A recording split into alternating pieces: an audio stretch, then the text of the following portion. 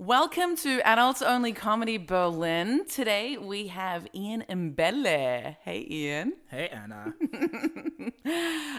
Okay, so I did it last time. Let's get you to introduce yourself a little bit. All right. So my name is Ian Mbelle, right? Mm-hmm. I'm from Africa, South Africa, and I've been living in Berlin for quite a while. And How long? 4 years now. Only 4. Yeah. Uh-huh. Yeah, and and I wanted to talk about sex, which is why I came onto this podcast. Yeah. You wanted to talk about sex. That's great. Okay, and so you've said you'd lived in Berlin for 4 years. You've come onto this podcast because you want to talk about sex. What about your comedy connection? Right. So in which regard? Sorry. How would you you produce a show, right? Well, no, I haven't quite started, but there's one in the pipeline. Yeah, I'm sort of like a victim of the whole lockdown situation. I was supposed to have a show on I think on the Tuesday that everything sort of like shut down. Oh no! But yeah, I mean, I'm just gonna have to wait until the restrictions are lifted. But yeah. Other than that, yeah, that's pretty much it. Okay, and you've been doing comedy around. We started doing comedy around the same time, right? That's correct. Like pretty much exactly the same Yeah. time, I think. Yeah. Yeah. And we actually met. Do you remember how we met? I think we met at a poetry evening on Schiller Promenade at a bar called Keith. Mm-hmm. I'm not quite sure what was happening. I was probably drunk and way too horny for my own good. What? Okay. Yeah. So. But that we didn't. We just. How does horniness come into it? That's normally what happens to me when I'm in bars and I'm drinking. I remember some details, but I don't remember how I sort of like conduct myself around people. So this is why I sort of like put the horniness in front so that people can sort of like say, yeah, you were totally out of order, and then I can sort of like excuse myself accordingly. You don't trust yourself. Well, of course not. Why not? I think you're a very trustworthy person. Thanks, Anna. You're welcome. Like when I met you, I would never have thought about your horniness in that memory. Sorry, you almost choked on your coffee there. Yes, it was a poetry. What was it? No, it was called Whiskey and Words the Night, and you told a story about your time in Cyprus. In Cyprus, Yeah. Because you were in the army, the Right. British Army. Yes, correct. Yeah, and you told a story, and everyone was laughing, and you were like, "Why are you laughing?" I was totally confused. It was not my intention to get everybody laughing. I was actually just telling a story about what happened while I was on Mount Olympus in Cyprus, and people were laughing. But I think they were laughing because they thought I misunderstood what was supposed to be happening that evening, which wasn't the case at all. I was there to tell a story, but I think it went on for way longer than everybody expected it to. It was very long. Yeah. I But I was sort of like getting into it. Like, Yeah. There was something about chickens. Yeah. And a radar and Yeah. a fence. Yeah. That's my memory. Yeah. And I was super horny that night.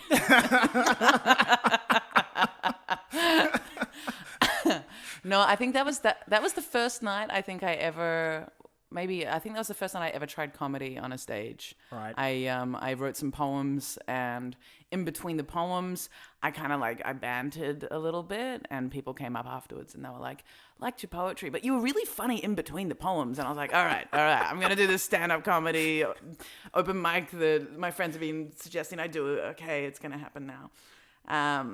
But yeah, so we started in poetry. Started in poetry and then both moved to comedy. Yeah. Okay. So you mentioned when you came over that you have done your homework.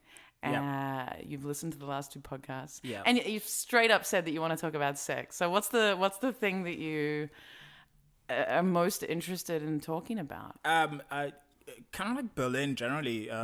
You know, like when I first moved there, I come from like a really conservative background. Like I think the first time I I got caught masturbating. My grandfather walked into my room, right, and he didn't knock, and then he saw me with my hand on my penis, right, and he kind of kept eye contact with me a bit too long. Yeah, and then he. Did you continue stroking whilst I you were did maintaining? because I mean I didn't know what else to do, right? Like, and so yeah, he closed the door and he never really spoke to me about it. Yeah, and so my grandmother came over to me and was like, yeah, so your grandfather told me that he kind of like caught you in a compromising position. In a compromising position. Yeah, and I was like, what What are you talking about? What do you want me to say? Like, yeah. So you played dumb, or you just didn't know what the next step was supposed to be? Yeah, I think I just didn't know how to respond really, especially if it's my grandmother. If it was my grandfather, I would be like, well, you've got one as well, so like you know what's going on here. But, Yeah, like maybe you could teach me something about my body. Don't know if I would have put it like that. Yeah, no. Okay, and so she was like, and so what happened in the interaction? Well, that was it really. Like, She just said he caught you. yeah, and then she didn't really know what to say afterwards. So, that was. This is. I think this is as far as I've ever had a conversation about sex with anybody who's close to me. Everything else I kind of like learned at school. You know, like, taking condoms and putting them on bananas and that sort of stuff. But also because so I had this. I wasn't really bright at school, right? So I did like extra cultural activities so I could get into university, right? And one of the things that I did was I volunteered at a children's orphanage. Wow. Yeah. And I like how this is coming up on the adults only comedy. An orphanage. I'm curious how this is connected. Yeah. So this children's orphanage, right, was an AIDS orphanage.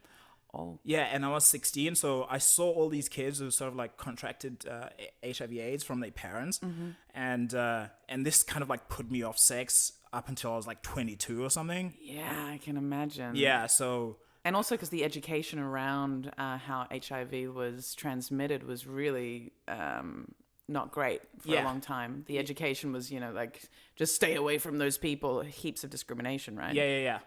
So this is why when I first arrived in Berlin, I was kind of like, everyone was sort of like really open about sex, whereas I was like this sort of like awkward man thing that didn't know how to really deal with sex. Yeah. But you didn't go straight from the orphanage to Berlin. Like, you were in London for a while. Yeah. And then you were serving in the military. And then there was so from South Africa to Berlin, how many years were between? Between South Africa and Berlin? Yeah. Shit. Because you're 30, how old are you? 35. 35? Yeah. 35, okay. And so... Yes, was it? So that's like... I arrived there 4 years ago, so between South Africa and Berlin, it would have been maybe... 10... 11 years? Yeah. So in that time, though, what was your... So you said up until you were 22, you were put off sex. So at 22 was when you first had sex? Pretty much, yeah. Pretty much. Yeah. And was that in South Africa or was that in somewhere else? That was in England. That was in England? Yeah. Uh-huh. Yeah. With some beautiful English girl? I wouldn't say beautiful. Because I was with a bunch of guys and everybody was sort of like drunk and yeah. Virgin. Well, no, not like that at all. Not like that at all. Like I don't think they even knew. It was just kind of like I was kind of like drunk and I'm like, yeah, do you want to have sex? So I was like, okay. I mean, I've never really used this, but let's find out how it works. And It's adorable. I've never really used this. Like, it's a special pencil in your pencil box at school. It's like, this color I've never used. Yeah, okay, so you were out and about and the boys were like, yo, let's get some pussy. And you're like, yo, yeah, okay. And then you got the opportunity and you put it inside someone. That's great. It's exactly how it happened, Anna. It's exactly how it happened. Yeah, right? Correct me if... No, that is exactly how it happened. Okay, and then after that... Except the boys were all girls, yeah. Except the boys were all girls. Yeah. So you were with a bunch of girls that were like, let's get you some pussy. Yeah, they were like, oh, because we're kind of like staying at a girl's house, and I'm like, oh yeah, let's play like some sort of games where people sort of like touch each other and stuff. Smooth. Yeah. I was into it. I was like, yeah, okay, I'll do it. Like, did you put on girls' clothes? Because that's always a nice little foreplay thing. I didn't, but that would have been great. But I think it's probably a good thing that I didn't, because I could sort of like do that later on. Like, you can build up to that. Yeah. So you were at a girl's house with all these girls, and you had sex with one of them. Oh, you had sex with multiple girls on your first time? Oh, Ian, you're so bold. I don't want to steal a tagline from the wonderful DRS, but wow, that's awesome. It was funny. It was funny. How many girls did you sleep with the first time you had sex with a woman? 2, I think. Just 2. Yeah. You think 2? Like, it's not something you because I was drunk. Like, I'm pretty sure. Like, I went to bed with somebody different, and I woke up with another person who was different. Bravo. That's great. That's a very surprising initiation. Wow. And then from there, it was like that just opened up your penis adventures from that point on. No, actually, that it kind of dried up from then onwards. Like, because I was in the military, and there was a lot of moving around, and so I never really. I mean, I think I went once to Ayanapa. Ayanaka? Ayanapa. Yeah, in Cyprus, and it feels like it's sort of like similar to Magaluf in Spain, really, where people just go there to have sex, and yeah. And I haven't heard of either of these places. I wasn't familiar with any of them either. So when I got there, I realized, oh shit, this is like where people come to have sex and get drunk, and okay, yeah. And so when you were there, that's when it kicked off again. Yeah. Okay. And then after that, it was... Oh, you were in Australia for a while too. You've lived in Australia. That you must have got lots of... No, actually, I got shit scared in Australia. Why? Because though I saw like a bus ad in Australia, right? Yeah, and it was like it's something to do with it wasn't gonorrhea. It was something else. It was like, oh yeah, just be careful that you might contract this. What was it? Not chlamydia. Not chlamydia, no. It was something else.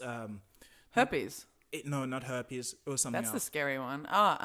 Let me go through all of them. Yeah. Syphilis. It was syphilis. Yeah. And I was like, and this was when I just arrived in Australia, and I saw this. I was like, holy shit. I am not going to have sex in Australia. And I didn't have sex in Australia. Oh my God. Yeah. So you went from South Africa, where it was HIV terror, to then English quality, fun times. Then Cyprian, you fucked in Cyprus. Yeah. You fucked in Cyprus. Yeah. Cyprians? Tourists? Mostly Scandinavians.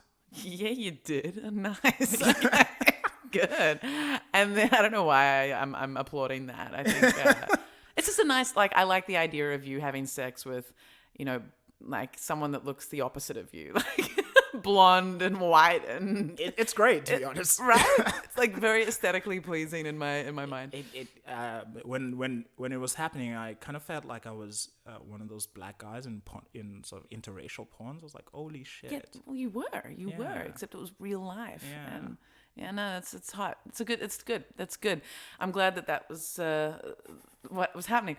And then and then you ended up in Australia scared of syphilis. That's that's a shame because Aussie girls they have a reputation, right? There's a reputation. I think Dragos mentioned that.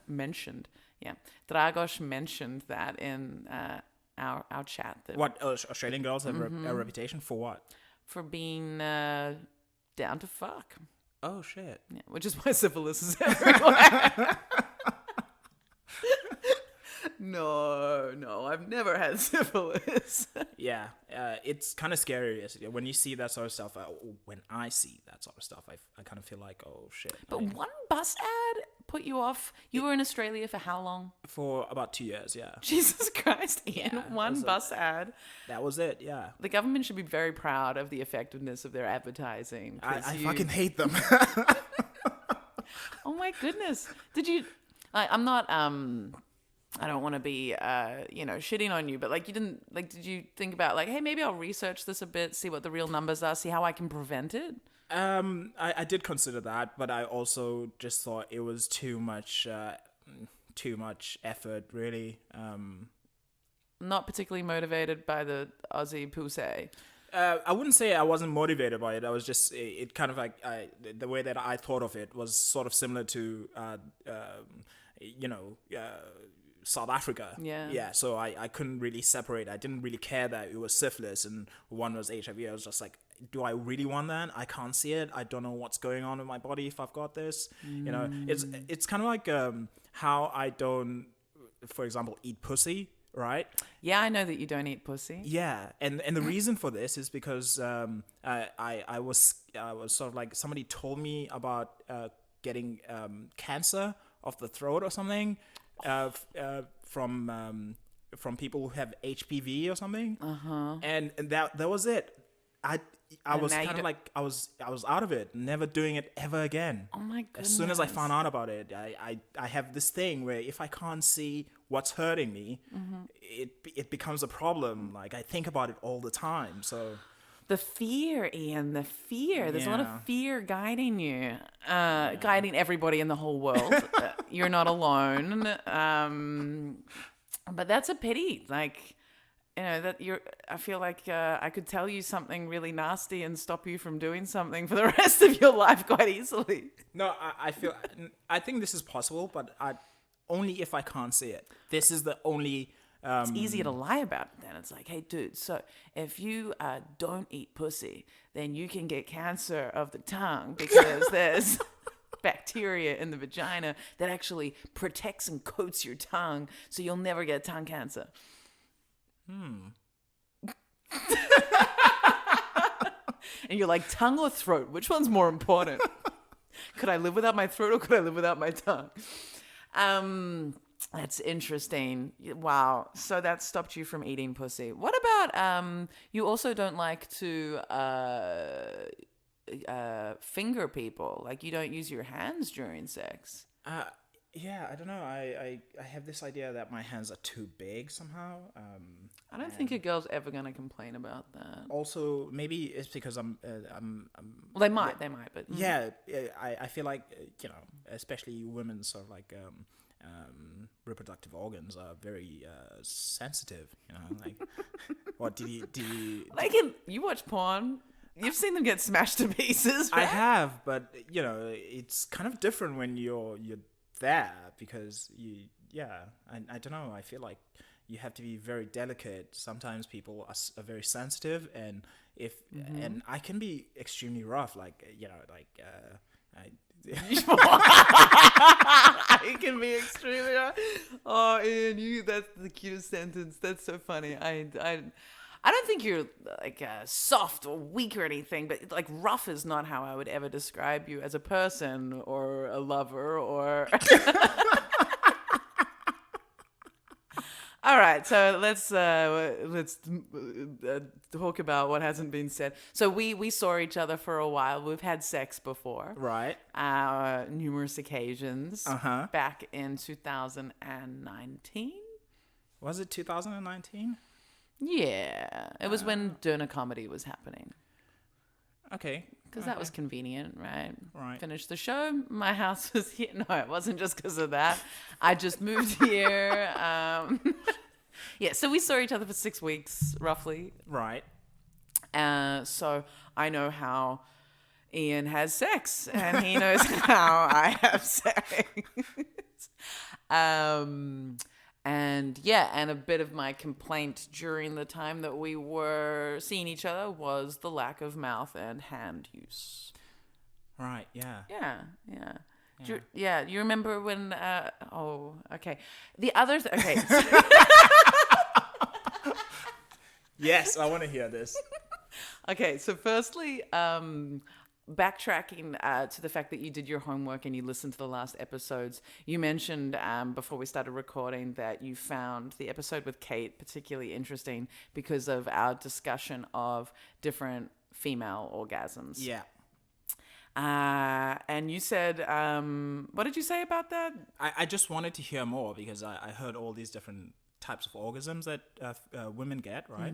And there was a vaginal, there was clitoral, and there was cervix, cervical, and you know, all these things to me are completely foreign. Like, yeah, They really are. I hear them.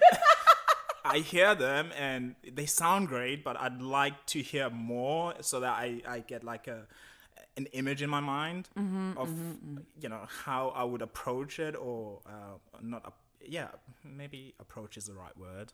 How you could succeed in achieving one. I'm looking at you. I feel so mean. Yeah, like how you could make one of them happen. That's correct. that is the whole point of listening to a podcast about sex. So it's kind of like, okay, I'm looking for tips here. Like, how do I do this? I like how you're almost suggesting that I failed the purpose of the podcast by not explaining it further. Like, Anna, what's the point if I don't learn how to make a woman orgasm? Jesus. Yeah. So then the conversation that we had when we were seeing each other, or the conversation that I instigated, was after the first couple of weeks, I asked you, how many times do you think we've had sex in the last 2 weeks? Right. And you said, I think about 20 times. And I was like, I would have said about 10, but even better. Because in those now 20 times, I can let you know, well, how many times do you think I've orgasmed? And you said, I don't know. And I was like, ding, we have a problem there already. Yeah. And then I said how many times I'd actually orgasmed. And I think it was, do you remember? No, I don't remember. Yeah. Do you remember the conversation? I do remember the conversation. Yeah, I think I said something like, it was between 2 and 4. You orgasmed 2 or 4 times? 2 or 4. Holy shit. Yeah, but you had nothing to do with it, Ian. Okay, I think this is good because I was like, holy shit, I can't believe I did that. Yeah. So, exactly. So could you just talk me through how this happened? How I orgasmed? Yeah. Yeah, I made myself orgasm by So touching yourself. Exactly. Right. Exactly.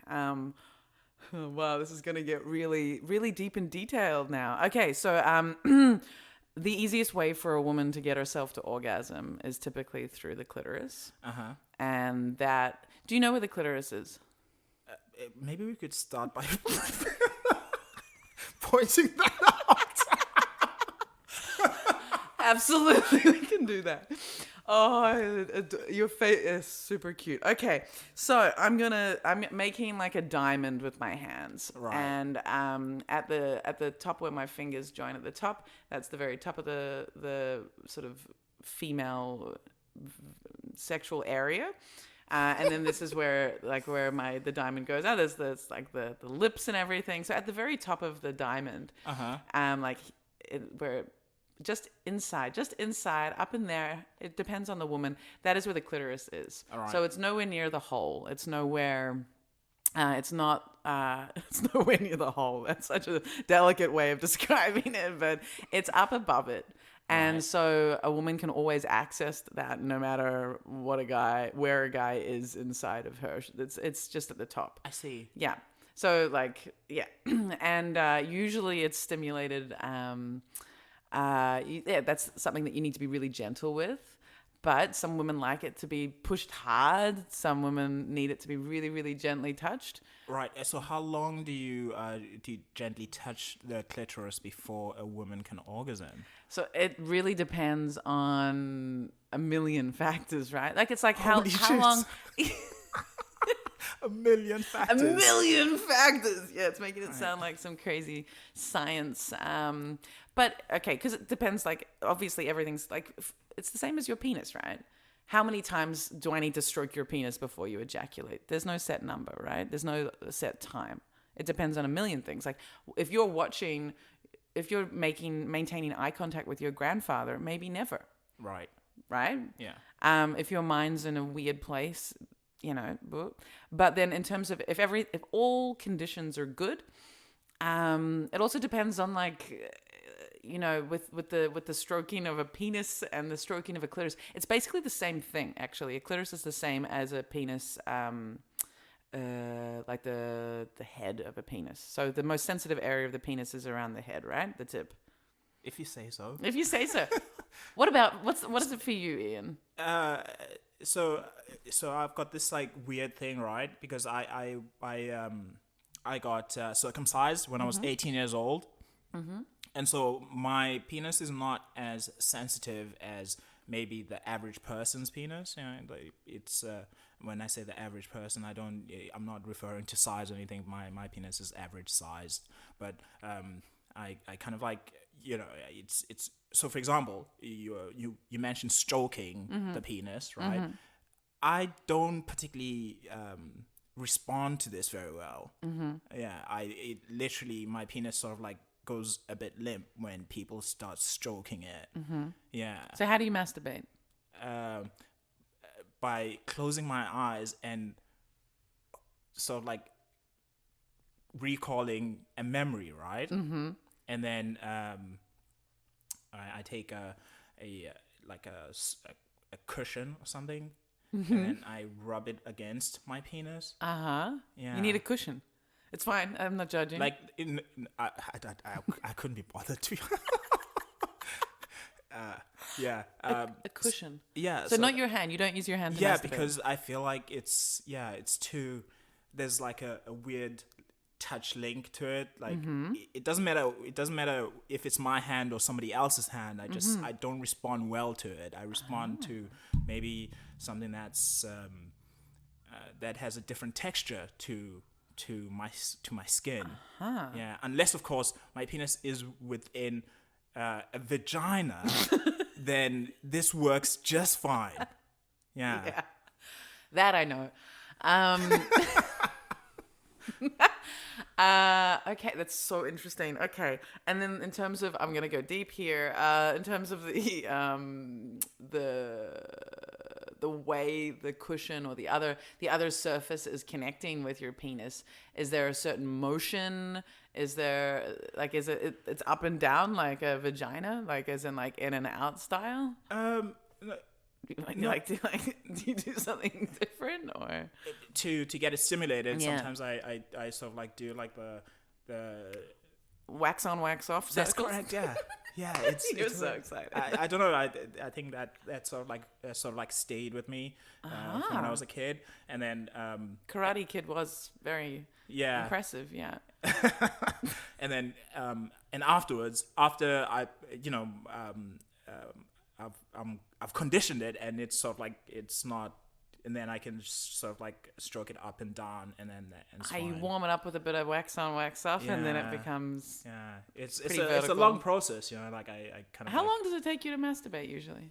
On a normal day, 30 minutes. Oh wow! Yeah, it's like 30 minutes. Yeah, I kind of like have to sit there for a while, and it's like a proper activity. Yeah, you can schedule that in. Yeah, it's pretty fun. Like it's like, sorry, I can't make that today. I'm gonna be masturbating. It's pretty much how it goes, actually. Like, this is why I don't see people. It's like, I'm masturbating today. Just calm down. I'm not going to be able to make it. With your freelance work opportunities. So you want me at 2 p.m.? Nope, I will still be masturbating. Yeah. This is what happens when you get circumcised at 18 with a blunt spear. Yeah. Shit, yeah, it was the blunt spear. Yeah. Yeah, that's right. Yeah. I was going to talk about other people that have been not specifically naming names, who've been circumcised later in life, but I have met quite a few guys who've been circumcised later in life, like in their 20s. But the blunt spear thing is very interesting, and I do want to go into details about how to make a woman come. Yeah. I want to go there. But I also want to go. yeah, I know. I want to educate like you're wanting. I don't want to disappoint. And also, it's going to change your future. All right. And other women's as well. No, but I think this blunt spear circumcision is very interesting. Can you just give some, if you're comfortable, give some details around that? Yeah.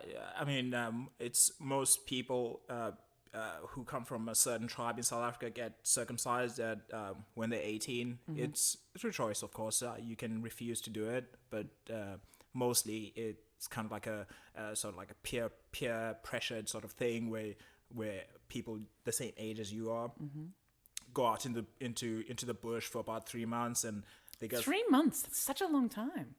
Yeah, so it's a whole thing. It's a whole thing. Yeah, like where people go out for 3 months. You get circumcised and then you heal. After 2 weeks, you heal, and then you go and catch your own food, and you learn about the fauna and animals and shit like that, and you have like elders come and tell you about what it's like to be a man in the world and how to treat other people. I mean, you made rabbit ears when you said elders. Why? Yeah, sometimes it's just a guy who's been to the city, who's not that much older than you, like maybe 3 years older than you or something. Wow. Okay. Yeah, and he just has a different experience from everybody else around here, so they get to tell you about that experience as well. Okay. Yeah. Like he wasn't scared by the HIV orphanage, and he's had sex with. Yeah, so they tell you all that stuff, and then you ask them questions, and they can't answer questions, and then you realize they're talking a lot of shit, and not all of them, but sometimes that this is the sort of thing that happens. Yeah. So not particularly trustworthy elders. Yeah, not all the time. Like if you ask questions and people can't answer them, then you're kind of like, okay, I can't take this seriously. But generally, like most of it really is about just telling you how to sort of like behave around other human beings. Generally, like you sort of like treat people with respect, and don't use violence, or don't be physically aggressive with people, but do defend yourself. That sort of stuff. It's typical, like the typical stuff that people would be taught anyway. But they do this after they've cut a bit of your penis off, and yeah. Jesus Christ. So it's kind of, okay. So it's like a philosophical, ethical, almost religious retreat in a way, but the retreat's kind of survival based. And does the circumcision happen within the first week? Or? It happens immediately when you get there. Sorry, I was just like motioning you to stop playing with your zipper, but this is an intense topic. You can play with your zipper, but it's just going to be better for the recording. Okay, and so with a blunt spear, why do they do it like that? I don't think it's always with a blunt spear, but this was the feeling that I got. When they cut it. Yeah, so it was really scary because I was also the first one out of the three people that were getting circumcised. Then they circumcised me first because they thought that if I saw the other guys being circumcised, I would fight them off. Because you were the bigger one? Yes. That was pretty much it. So they're like, you go first. And then if you go first, the other guys would be like, okay, well, he's done it, so maybe we should also do it. And yeah. Wow. Do you think if you hadn't gone first that you would have fought them off? I think so. yeah, I think You'd be so. like, fuck that. Yeah, because I remember when it happened, I actually like a couple of tears fell out my eye. Just a couple? Yeah. Just a couple, Ian? Yeah. Oh my goodness. I was like, what the hell did I just do? Oh my god, I could have died. Yeah. But it was when I look back at it now, of course, it was like, oh yeah, cool, I did that. I can tell stories about it. Did you see it happening? I did see it happening. I saw the blood coming out. Like I saw the foreskin where they cut it off, and the guy took it and he showed me it, and he was like, well, you're done now, you know. It was like, okay, we're gonna put like you know when you get corn, right? You get the bit of skin that covers the corn, right? What's husk. Husk. That's correct. Yeah. So they took the husk and then they sort of used it as a wrap. Yeah. As a bandage on your As a penis. bandage, yeah. And they obviously put some herb as well, which I wasn't familiar with. And they're like, okay, as long as you keep that clean, and you change the husk every couple of hours, you should be fine. And it was true. I was fine after 2 weeks. I didn't really, nothing bad happened to me. But every time the guy came to change the husk, he would be like, my penis would be sort of like, I would have a boner, right? And he would be like, man, your penis is big. And I was like, yeah, I know. You're giving contradicting information now, because earlier you were like, it's average. Yeah, no, but I mean, But you know, what? I was, I was, You were 18 and, yeah, and penis proud. yeah. Why did you have a boner every time he came to change it? And, and didn't having a boner hurt more? It did hurt, yeah. But I think it was because mostly because I was didn't really have that much control of how to stop thinking about sexual thoughts when all of that was happening. So yeah, especially if somebody was touching my penis as well, it would also sort of like grow. But yeah, even though the person who was changing my penis was a man, not to say that there's anything wrong with your penis, sort of like, but I'm not sexually attracted to man, but it was just touch. Generally, it was all it took. Yeah. And yeah. Wow. So corn husks to heal and so this spear was wooden? No, it was a proper spear. I don't know what a proper spear is made of. It's made out of cast iron. Yeah. So it's. Oh really? Yeah. So Spears are made of cast iron. Yeah. Okay. In my mind, a spear is made of wood. Maybe it's because. Maybe that's because growing up in Australia and the spears are all wooden. The indigenous people have wooden. Really? Yeah, they're wooden spears. Yeah. I assume that they throw these spears at something, right? Mm-hmm. So how does it pierce? It's super sharp. All right. Okay. Yeah. Interesting. Yeah. In my head, a spear is always wooden. Okay, but cast iron. Yeah. Wow. Okay. Blunt. Okay. Whew, all right. So moving on from that, it then healed within 2 weeks, and then it was sort of like life training skills. Okay. Yeah. And do you think I've seen your penis, but I don't have you ever been like, I need to fix what they did, or it's perfectly fine? No. I don't think it needs to be. But just because you say it was with a blunt spear, it's yeah. Are you happy with the finished product? No, I'm generally the sort of person if it's not broke, don't fix it. Yeah, if it's not broke, don't fix it. Yeah. So so far my penis has been fine. Like it's not really let me down in any way. Not that I can think of anyway. It might have let other people down, but yeah. No, it's not your penis. It's you, Ian. It's you.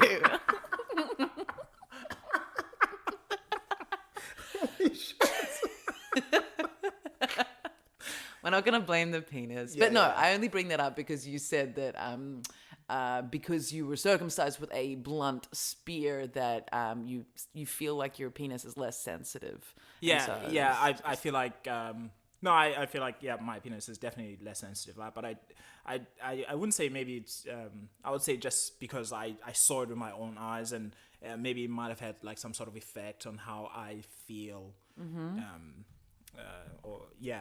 how I feel my penis generally. I feel like we're talking a lot about my penis. Yeah, me too, actually. Yeah. Okay, we can move on to my vagina.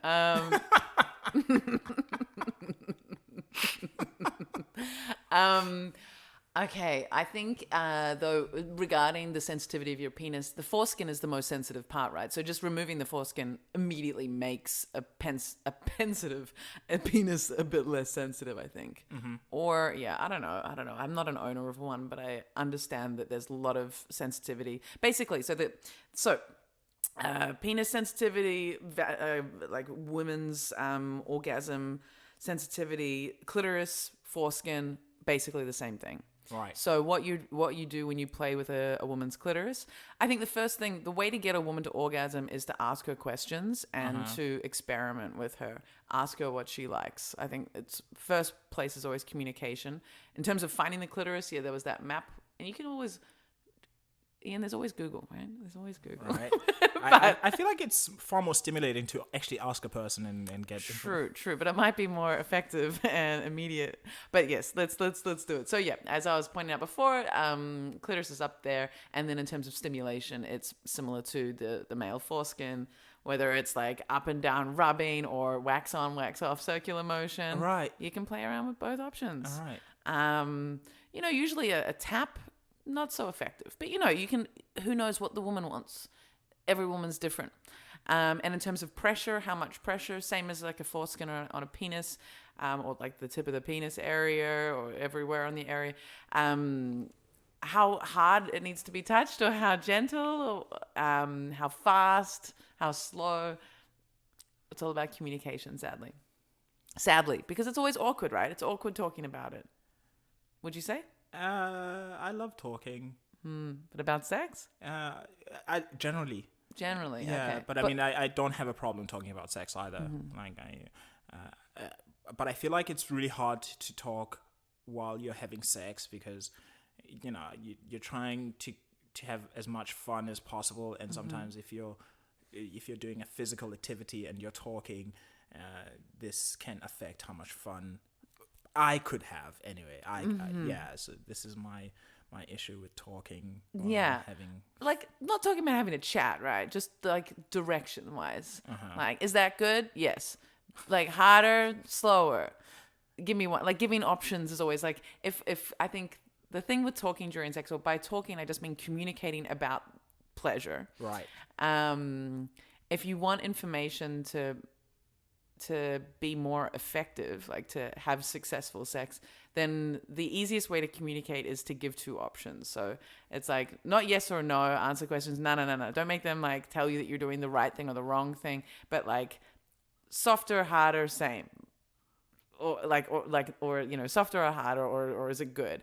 And then you've already said the things, so it's not them creating a critique. Okay. You're giving the options, and maybe there's no critique, and it's less scary, I think. So, all right, so that's the clitoris. And in terms of stimulating a clitoris, if it needs to be wet, right? Everything needs to be moist. You can't just like bang on a clitoris and it's gonna feel good if it's dry. So what I need to do is use my own liquid to make the clitoris wet as well. Does that help? You could use her liquid. Okay. You could just ram your fingers in her mouth. Suck this. Here's an appetizer for later. No. But yeah, like you can use saliva, use her saliva. Gets lube if she has it. It's whatever.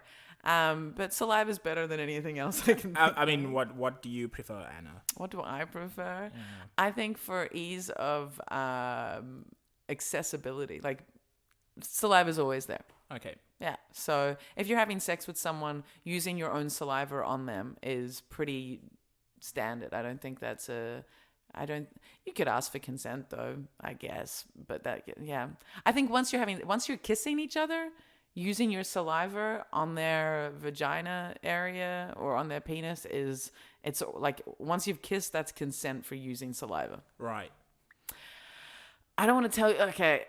The thing is, though, like with STDs, and you talked about syphilis being something that scared you. Actually, I found out with all of my great experience with STDs, chlamydia can be transmitted through oral sex. So you can give someone a blowjob, and somehow you can. I don't know how it works exactly. I don't know the science, but it's the blower can contract chlamydia from the penis with their mouth. But I mean, the blower is not always to the penis, right? The blower is not always to the penis. As in, like, I'm not sure. So if you just give a blowjob, apparently chlamydia can be transmitted. Now, I don't know in which direction. I don't know if it's at the penis is like the problem, and that then gives, if you can get chlamydia just by eating chlamydia. Yeah. Have some of that. Or if the mouth, no, I'm pretty sure it must be. So if I gave someone a blowjob, I could get chlamydia because I've eaten their chlamydia. Yeah. Oh, that's so gross. Okay, but anyway, I think so. Anyway, going back to fluids and female orgasms, I would say use saliva because it's the easiest thing there. Yeah, boom, and that's standard, right? Then in terms of, so that's that one, stimulating. She could be stimulated. You could be touching her clitoris the entire time during sex, and she might not come because it might not be the right way to stimulate it. Or you could touch it for 2 minutes, and she could come. Yeah. And when you give oral sex, you're stimulating the clitoris. That's what you're doing. Because it's just right there at the top, just like right there. I feel like I want to have sex now after you told all this stuff. Like it's like I've learned some stuff. I want to try them out before I forget about them. It was funny at the end of Kate's. You listen to Kate, my podcast at the end? She was like, "We should have sex and film it."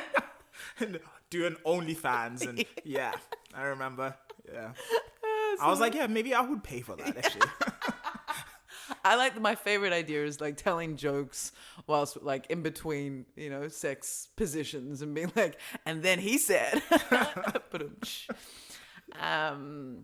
okay, so then, all right, let's do a little bit more education. Then from the clitoris, oral sex is all clitoral stimulation again. But then there's the vaginal orgasm. So that's inside the hole. And finding that, again, it's asking. Like, I don't know. Usually a penis will do it. Not always, actually. Often not always. But sometimes a penis will hit that spot. In terms of fingers, actually, a Switzerland-based comedian. Do you know Ahmet? Mbelle? I've heard of Ahmet. He posted something on his Instagram last week, and it was a laminated instruction manual of how to find the vaginal G-spot. Right. Yeah, and I'd never seen anything like that before. And it showed like in a sort of a cut across picture of the fingers going inside the hole, and then like the different techniques you could use. So there was like a infinity symbol, so you could do an infinity sign with your fingers whilst they're in, or you can to put your fingers inside gently and sort of like tap it out and work out what it feels like and what's so sort of do a bit of reconnaissance with the fingers. Oh man, military speak, I like it already. Exactly. Right. And so there was like the infinity, or the number 8. There was also, and my favorite was the komm her. It was the whole manual was in German. So that's where you do the come here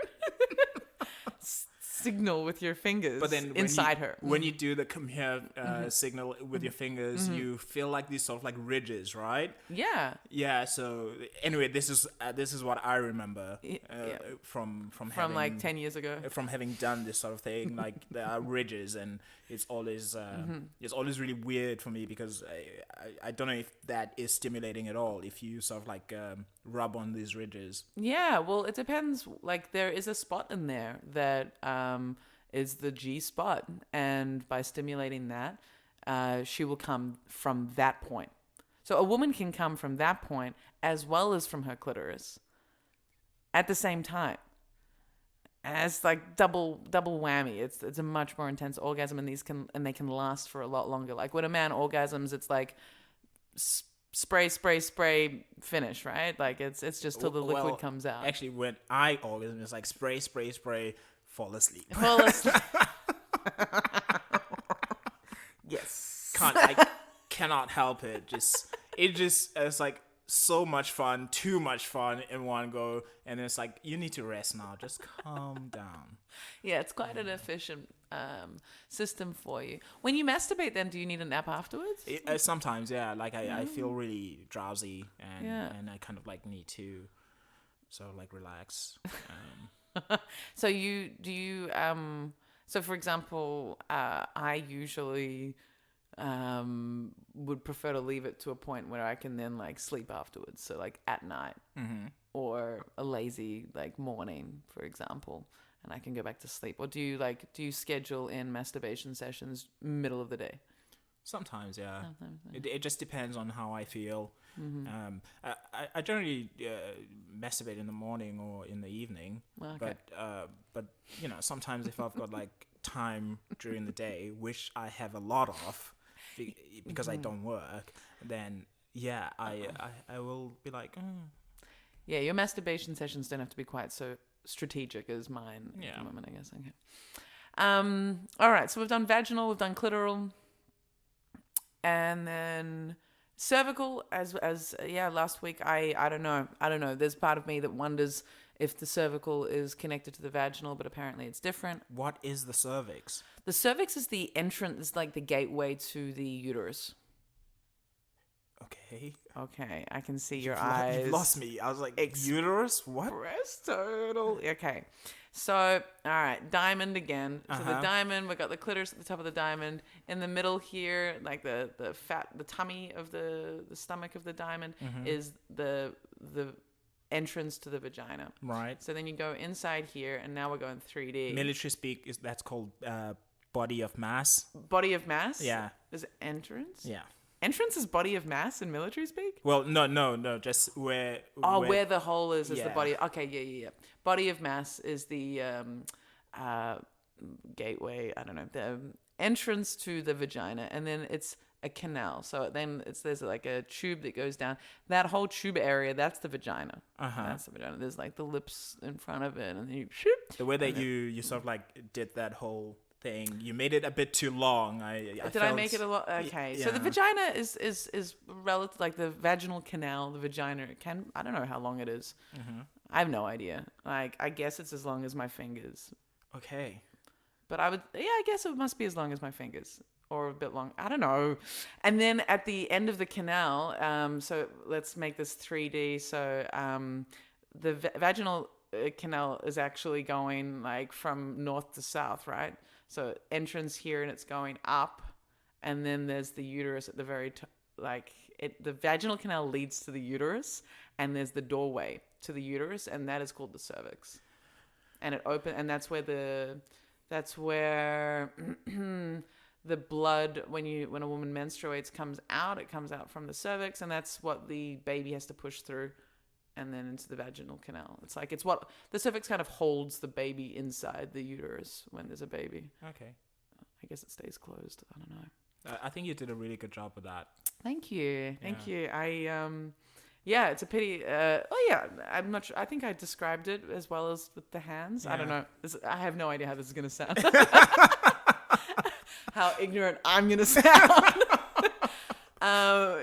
So like the idea is that there's a G point in the vaginal canal, and then actually hitting the cervix, the gateway to the uterus, is also a G point. Okay. Yeah, I suppose because it must be quite sensitive. So yeah. But and then that's what I was saying to Kate. Like, I feel like I have been hitting the cervix before by a penis, and it's not the fun spot. Like, it's actually like, oh, you've gone too far. Right. So I don't know about this whole. Yeah, I need to research it. That's on my homework for the next episode. Right. And then there's the anal one, right? And most men, or all gay men, basically know about the anal G-spot. Is that like the prostate or something? No, because women don't have that. But Okay. I don't know if you can. I don't know about the prostate and stimulating the prostate. I don't know if that's real or if that's just in Hollywood movies. I guess it's real. Okay. Do you know anything? I've never really experimented with it. Okay. Maybe it's something I should try. I don't know. Like, Finger up the bum. get somebody else to do it to me. Like, Yeah. it could be fun. Like, See if you can get a cushion in there. Sorry.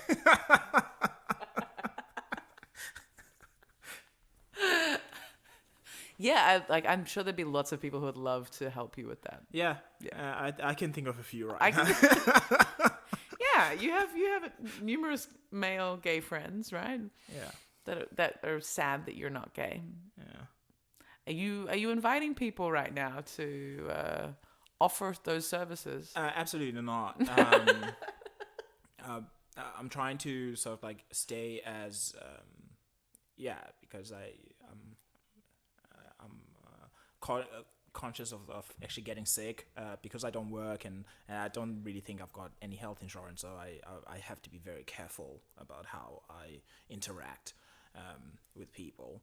Did you just go straight to health in regards to gay sex? Did you go from? Oh no! Oh, I thought you were talking about Corona and me having sex. Oh no, I was talking about gay men offering to penetrate your butthole. Oh no! I mean, I feel like there has to be some sort of like chemistry, and since I'm not sexually attracted to gay men, this never really comes up in my mind. Like Or straight men. Or straight men, just men in general. Yeah, I mean, I find men physically attractive, but I'm not sexually attracted to them. Who's a man that you find attractive?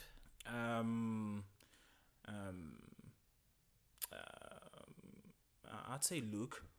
Luke, Luke's in the artsy spoken word, like theater performance art scene. Yeah, right?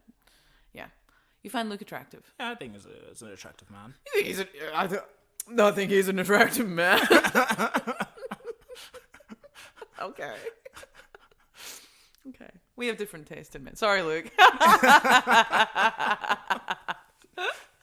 No, he doesn't know me that well. It's fine. He's not listening to this. Okay. So, but you're worried about having sex with people at the moment because of Corona. Pretty much, That's where that was coming from. Have you been getting laid in the last... No. Yeah. Yeah. But I think it'll make it more fun when I... you've got to be optimistic about these things. Like, you do. Yeah. There's nothing else we can do. Yeah. Or just hate it. Just hate every moment of it, or be optimistic. I like that. But, it's going to make it more fun. Yeah, I'd like to think that. Like, I've also learned a bit about how to actually, give people options and sort of like be a bit more attentive as far as stimulating the clitoris or the vaginal canal while looking for the G spot, and I'm learning some stuff here. You are really. It's been a very productive half an hour so far. Yeah. And also, what is the other thing you said? I should also keep it moist as well. Like, what is the word that you used? Moist. Moisten or lubricated. Lubricate. Thank you. Yeah. Lubrication is very important. Yeah. I think I don't think they teach that enough. Actually, that's one of the things that I think I'll tell if I ever have a female child. They're called daughters. If I have a daughter, something I would pass on to her is if she ever uses a tampon, which I hope she doesn't actually. I hope she uses a menstrual cup. Menstrual cups are great, by the way. I've finally figured it out. But if you ever have a tampon in, pee first before you try and pull it out. Because trying to pull out I don't know why I've gone into menstrual stuff, but trying to pull out a tampon when it's dry or like not peed on, like why would you... Always lubricate with the vagina. You always just everything around there. It needs to be wet. Keep it wet. It's just better for everyone. I kind of hope my face makes people wet generally. So you hope your face makes people. I hope so. Yeah. This is my hope. Why? Because it's convenient. It's easier. Then you don't have to do anything else. Pretty much. Yeah. Yeah, I suppose women hope that their faces make guys hard. Right. Then I don't have to do anything. I don't have to touch it. I don't have to fucking coax it into performance standard. Yeah. All right, let me just see what else I had on my notes, because I had a couple of notes. I wanted to make sure we mentioned our history. Mm-hmm. Yeah, female orgasms, being single, becoming a man, losing virginity in army. Wow, we've covered all the things that I wanted to cover off. And it's exactly 59 minutes. All right, so what is there anything else that you would like to talk about, Ian? I don't know. Berlin's sort of known for having a sort of I don't know, a kinky side to it. Mm-hmm. Have you done any of the sort of kinky things in Berlin because I was meant to go to like the House of Red Doors, right? And unfortunately, the one that I was supposed to go to happened on the first lockdown, so it didn't go ahead, and so I missed out on that because I heard that people sort of like kind of like get naked and just have sex everywhere, which sounds really fun, but I don't know how I would sort of respond to it if I was put in that situation and I had to deal with it. So yeah, I don't know. Have you got any experience of doing any of that stuff? Yeah. So it's funny actually. House of Red Doors has come up now every episode, which is interesting. So I have been to House of Red Doors. So House of Red Doors is a fetish night at Wilde Renate, and I think I've only been once, and I found like it's people dress up kinky. I mentioned with Dragos, the most I saw that really going down was a woman giving a blowjob and everyone standing around watching. Oh, was this when you mentioned that you don't like ugly people looking? Exactly when I mentioned that. Yeah, which is very triggering for some people. Just stay at home. Just no, because then I suggested that like retina scanner, different rooms in a sex club for a different similar looking people could be in similar rooms. My experience in sex clubs in Berlin, I have not had sex in a sex club in Berlin. I've been to Berghain. I've almost sat on very questionable fluids. And I've seen some things happening in, sort of like the cubicles, but not really. The funniest thing I ever saw in Berghain was like a human centipede of men having sex. So it was like a sandwich. So there were two guys being penetrated and then like a guy at the end penetrating. It was like, yeah, front guy penetrating him, guy behind him penetrating him, all like right near the dance floor. Wow. Yeah, that was like, wow, that's innovative. Good work, guys. Wow. High five. Also very industrious. Like 3 of them. Like what's how? Like that's a lot of yeah. And in terms of sex clubs, like yeah, I don't know. I've known a couple of friends who are straight that have had sex in Berghain, but it's not really. It's a gay sex realm for sure. So what you're saying essentially is that you're not an exhibitionist, but you're more of a voyeur. I am I'm not an exhibitionist in these spaces. No. Right. Like I'm happy to dress up. I'm happy to dance like with no bra on. I'm happy to be naked. That's cool. But I don't. I haven't been. I haven't felt motivated to have sex in these environments, whether it's been a lack of someone that I'm interested to do it with, or just like it hasn't inspired me to do it. I haven't, felt comfortable. And then there was, Kit Kat, and then there was House of Red Doors, yeah. But the thing, my experience with sex parties is in Australia, and so in Melbourne, I have been to a couple of sex parties that are very curated, and you actually have to send in a photo of yourself, face and body, and describe tell them how much you weigh, and tell them how much you things like that. And the sex party had different nights, so couples with single females or couples with single females and single males, and and I went to 2 of those ones, and it was a very nice house, and you arrive at 9 p.m. and you've got 2 hours to eat the hors d'oeuvres and drink the drinks you brought. It's a no drugs policy. And then at 11 o'clock, everyone has to get undressed or they have to leave. Right. And so everyone is undressed. Everyone is in their underwear, or you can choose to be naked. And if you don't want to do that, you leave. Right. So it makes everyone on the same field. Oh, on this, yeah. And then downstairs, there was a whole sort of downstairs basement area, which is couches and sofas and boxes of tissues and lubricant and condoms everywhere.